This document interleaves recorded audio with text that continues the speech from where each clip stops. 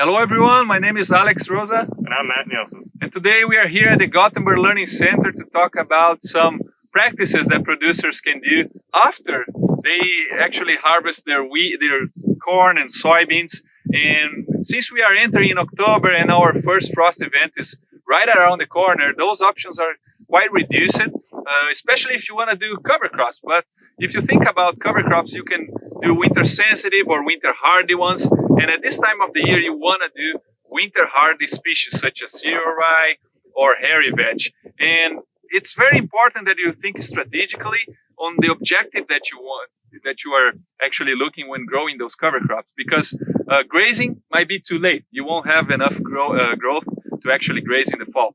But you can still, if you have horseweed issues or winter annual weeds issues in your land, putting a cover crop right now, such as rye, that has a fast growth and establishment, can actually help you out covering that ground and reduce that pressure on horse weeds. Now, if you want to increase your nutrient cycling, putting those rye or legumes such as hairy veg or even mixes that Matt is going to talk about can help you out in the fall, but also in the next spring, right, Matt? So this is all about planning which species and how does that has to do with which one we're going to choose. Right. Well, as Alex mentioned, we're kind of getting into the later part of the season, and we need to plant winter hardy species, so that's going to limit what we can plant. But you still can plant, the three legumes, brassicas, or grasses. Now, you want to take into consideration your rotation.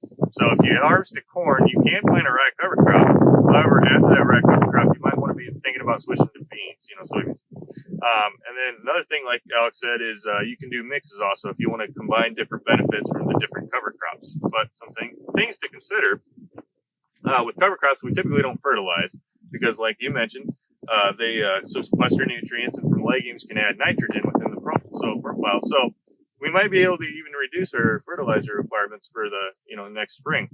Another thing with legumes is you're going to need to add an inoculant with those legumes to get them growing and get them started. Another thing is seeding rate. Now that may be probably one of the biggest things is how much how many seeds do I need to put on pounds per acre? Well, if you're doing a single species, you might be able to go a little heavier depending on your area. That's another key thing. You want to make sure you're looking at your area for the the cover crops in the right time. And then another thing is with the mixes, you're really going to have to take into consideration, maybe going lower on one and higher on the other to accommodate for the rapid growth or the excessive big growth. And so that's another thing to really consider when you're deciding what cover crops to plant. Right, Alex? Awesome. That's a lot of good information here. We thank you very much for watching. If you have any questions, shoot us a message, and we'll see you next time. Thank you. Thanks for watching this video from the Gothenburg Water Utilization Learning Center. For more information, please call 308-537-4500.